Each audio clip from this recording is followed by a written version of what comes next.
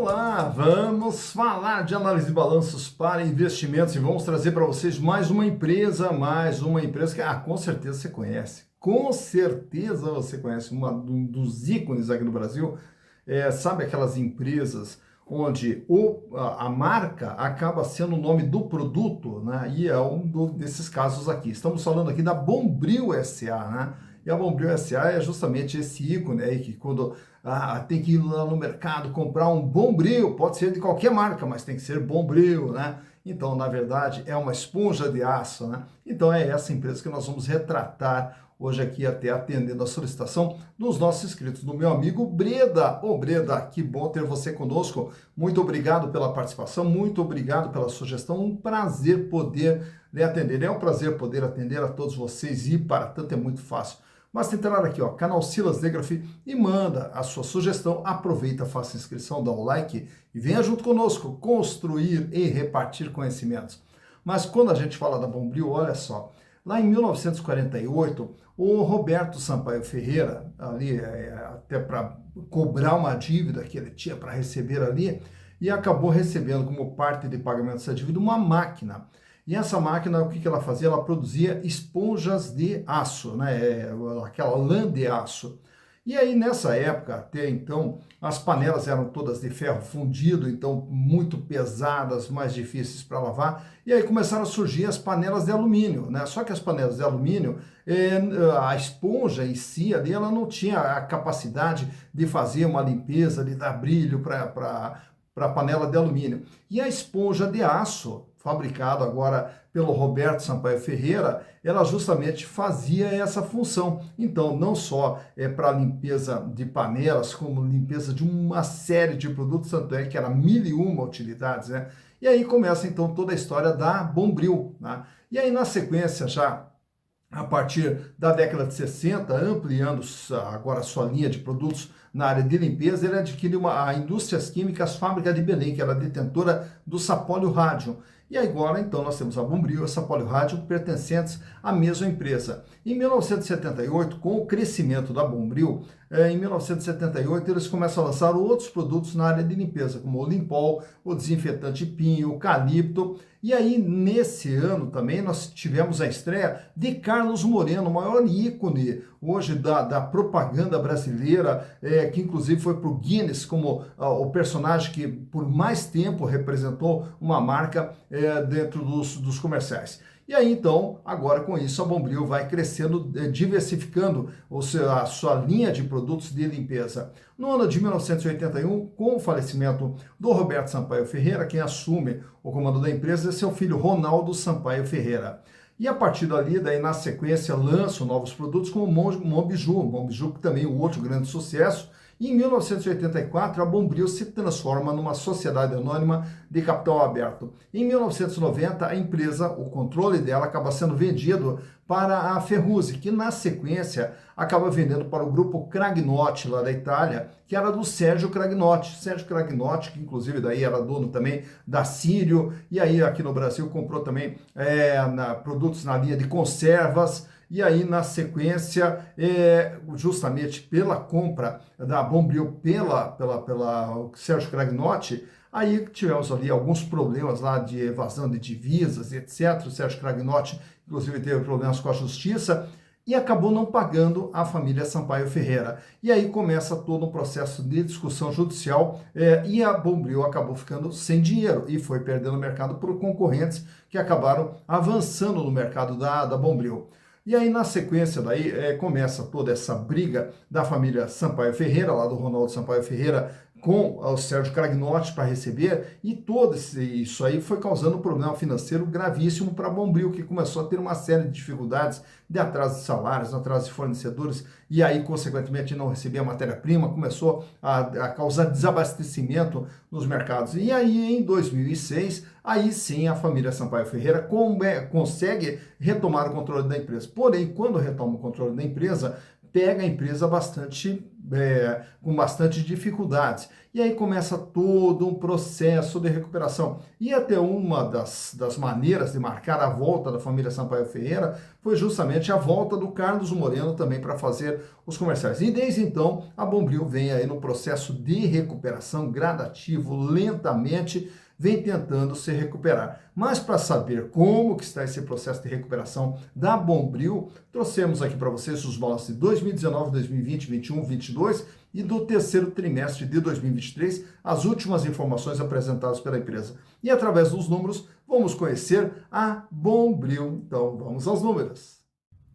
Então aqui estamos com as demonstrações contábeis da Bombril SA, trazendo aqui desde 2019 até agora setembro de 2023. Quando nós falamos aí num processo de recuperação, vamos ver como que está sendo esse processo da Bombril.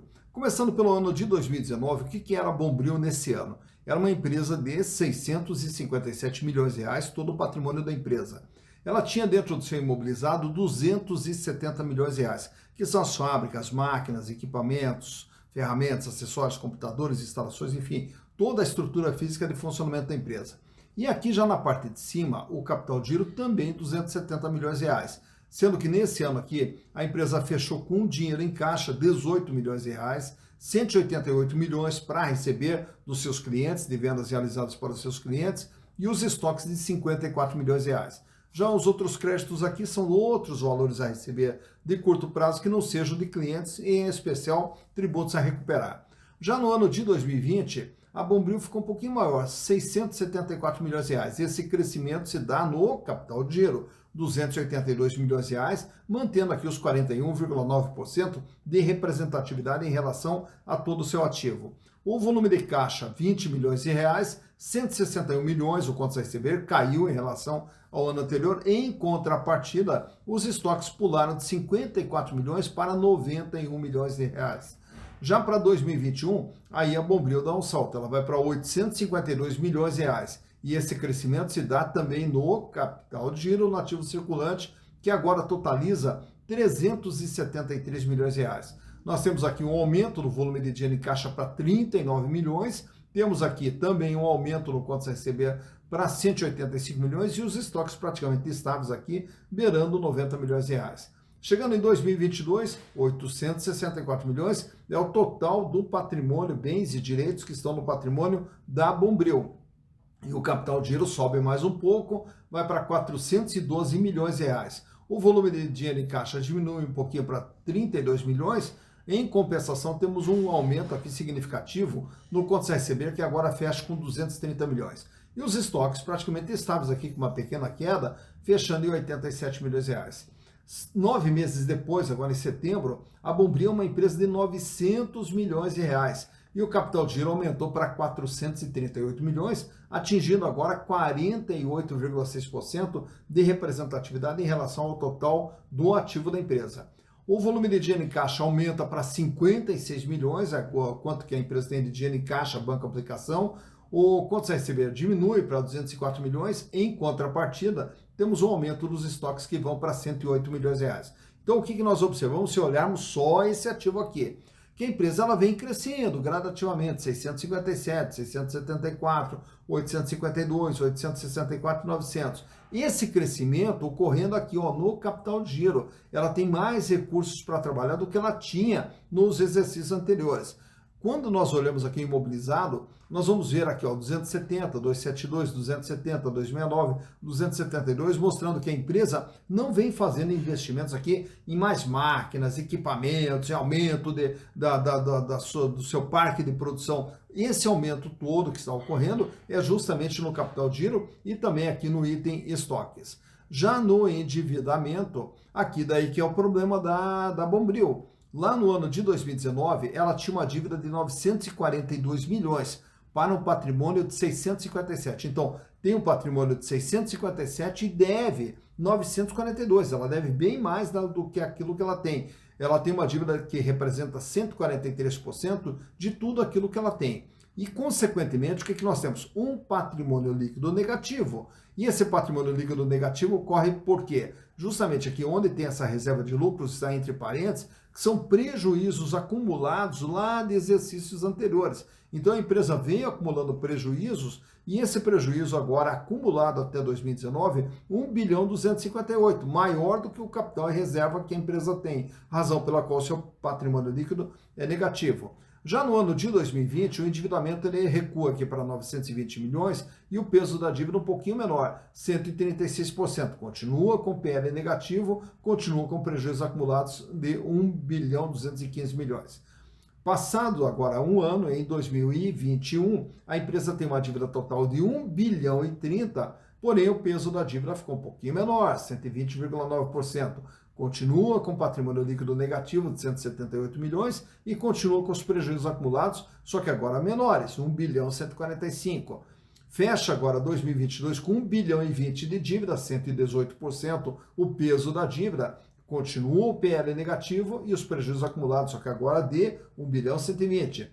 9 meses depois, agora em setembro de 2023, a dívida fica abaixo do 1 bilhão, agora é 972 milhões, para ser mais preciso. E 108% é o peso da dívida em relação ao patrimônio. Continua com o PL negativo e com os prejuízos acumulados. Só que o que nós observamos aqui? Que esse patrimônio líquido negativo, ele vem ficando cada vez menor, né? Então, por quê? Porque a empresa vem praticamente amortizando os prejuízos acumulados. Tanto é que ele saindo de 1 bilhão 258, cai para 1 215, para 1 145, 1 120, 1 bilhão e 35. Então, vem diminuindo o peso dos prejuízos acumulados. Naturalmente que a viagem aqui ainda é bastante longa, mas como é que ela reduz esse patrimônio líquido negativo? Tendo resultados positivos. Começando lá pelo ano de 2019, um faturamento de 1 bilhão e 59, e nesse ano ainda fecha com prejuízo aqui, ó, entre parênteses, prejuízo de 40 milhões de reais. Em 2020, o faturamento foi para 1 bilhão 153 e agora já fechou com lucro de 64 milhões. Em 2021, 1 bilhão 139 de faturamento, 66 milhões de lucro. Então esses lucros aqui é que vem para cá, diminuindo esse prejuízo acumulado. Em 2022, mais um lucro de 22 milhões, reduzindo mais um pouquinho o prejuízo acumulado. E chega agora em 2023, até setembro, 83 milhões de lucro, fazendo com que também o prejuízo acumulado caísse mais ainda para 1 bilhão e 35. Então, para desaparecer com esses prejuízos acumulados, a empresa vai precisar de mais uma sequência de lucros aqui para poder reverter a situação. Então, por isso que nós falamos que a Bombril está num processo de recuperação. Só que esse processo de recuperação, ele é lento, ele é gradual. Então, a empresa, quando gera seus lucros, não gera lucros absurdos ali que possam reverter a situação no prazo de tempo mais curto. Mas é sinal de que a empresa está no caminho certo aqui, e esse caminho certo ocorre aonde? Quando nós olhamos aqui o custo, 61, 62, 72, cai para 65 e cai para 59%, mostrando que a empresa vem reduzindo o custo de produção, bem como a despesa operacional, que era de 33, 26, 16, 24 e 24. A despesa cai do patamar de 33 e agora se estabiliza em 24%. E a empresa ainda tem aqui um problema das despesas financeiras, que consome 10,9% do seu faturamento, mas isso em função justamente de ainda ter um endividamento bastante alto. Naturalmente que não vamos trazer aqui para vocês os índices de liquidez, até porque quando olhamos a liquidez, a empresa tem um capital de giro de 438 milhões para uma dívida de curto prazo de 524 milhões, razão pela qual ela ainda tem problemas financeiros. O que ela tem ainda não é suficiente para pagar as suas dívidas. O gráfico também de endividamento não vamos trazer, até porque todo o gráfico de endividamento ele continua sendo superior ao patrimônio da empresa. E os índices de rentabilidade, a empresa começa agora a gerar esses índices de rentabilidade, tanto é que ela vem trabalhando aqui com uma margem líquida de 5,6, 5,9, 1,5 e agora sobe para 7,8%. Então, o importante é que a empresa volte a dar lucro e continue, né, nesse processo aqui de geração de lucro e, consequentemente, de ter margens.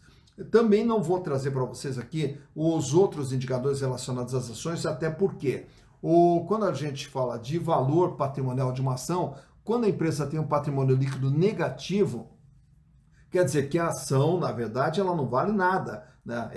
Ela não tem um valor patrimonial porque o patrimônio líquido ainda é negativo. A empresa agora começa a gerar lucro, então com essa geração de lucro, a partir da agora, é que a empresa vai começar a gerar também uma rentabilidade do seu ativo e uma rentabilidade para o seu patrimônio líquido, porém o patrimônio líquido tem que voltar a ser positivo. E então, consequentemente, não temos aqui os demais rentabilidade da ação, dividendos por ação, porque a empresa não pode distribuir dividendos enquanto ela tiver prejuízos acumulados. Então, mas o que eu quero trazer para vocês é esse gráfico aqui mostrando o comportamento do valor das ações da Bombril nos últimos 5 anos, que daí eles acabam até refletindo, tem certos momentos aqui, justamente esse comportamento da empresa.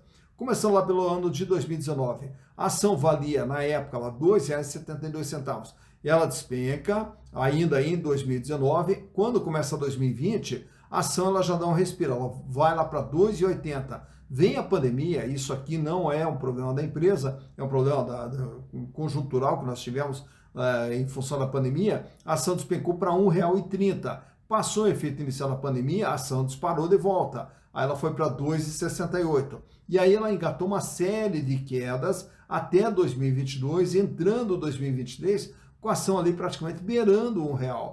E aí, a partir de 2023, aí as ações começaram a subir. Tiveram ali uma alta, praticamente na metade de 2023, para 2,18, caíram e aí engataram novamente uma sequência de altas, entrando agora em 2024, também numa expectativa que a ação comece a se recuperar gradativamente a partir do momento que a empresa continue gerando resultados positivos. Então, por aqui você vê quando que as ações da Bombril tiveram seu maior valor, quando que elas tiveram seu menor valor e como que vem se comportando o valor das ações da Bombril SA.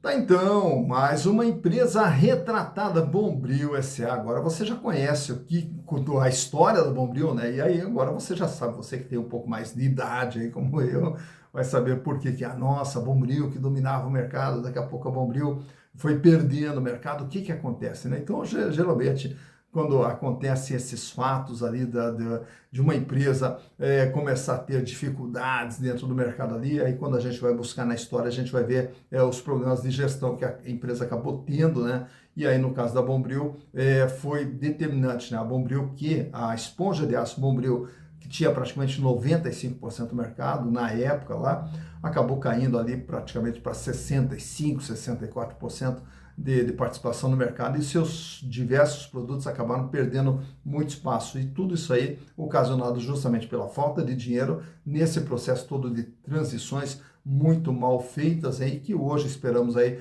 que de volta nas mãos da família, que a empresa possa voltar a brilhar, possa voltar a ser o ícone que já foi um dia, né? E que hoje, aos pouquinhos, está tendo. E por que toda essa torcida?